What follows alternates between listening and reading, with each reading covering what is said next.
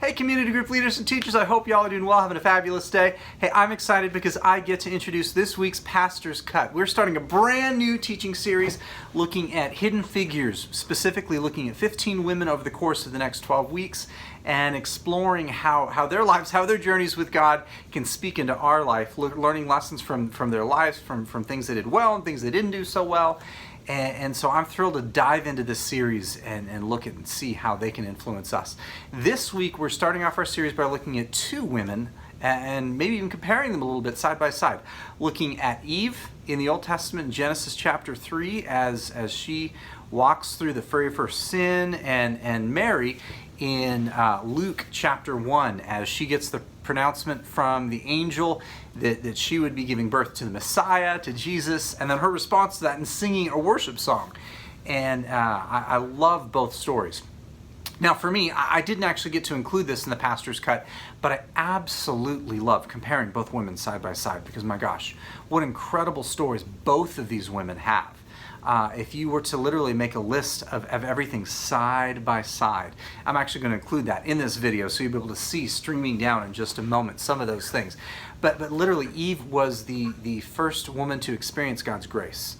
After she sinned, the very first thing that God did was God covered over her shame and her nakedness in providing a sacrifice for her sin and for Adam's sin so that they could be reconciled with God. He also provided a way so that she could not continue to exist in the same state that she was in forever being exiled and being away from God.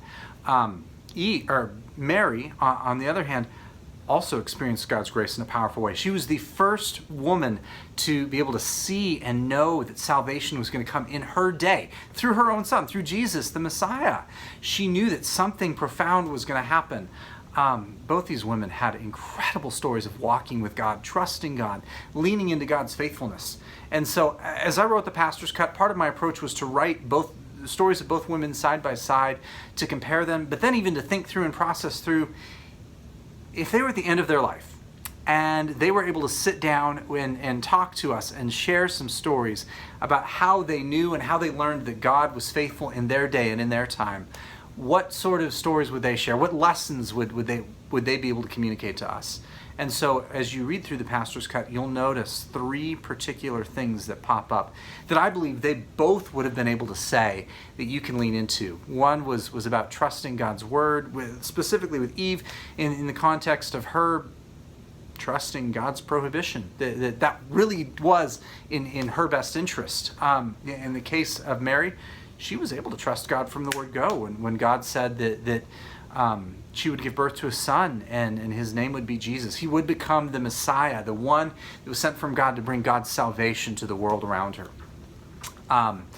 We also talk about in the Pastor's Cut a couple other things that I think are going to be incredibly profound for great conversations for the group. But as you begin to process this with your group, you might even just take a couple of minutes and read both stories and ask some questions in general about how these women came to realize that God was faithful. What did they experience personally, individually, and are there any lessons that they both learned? And what would that look like? I hope you have a great week. I pray that as you guys get together this week and this weekend, wrapping up the This Is Us series, and the next week diving into the Hidden Figures series, that God will use this as a means of stirring your group, drawing you closer to each other, drawing you more into God's word, and creating more of a hunger to know Him and run after Him with everything you have. Hey, I look forward to hearing some great stories about things that are happening in your group, and hope you have a great week. God bless.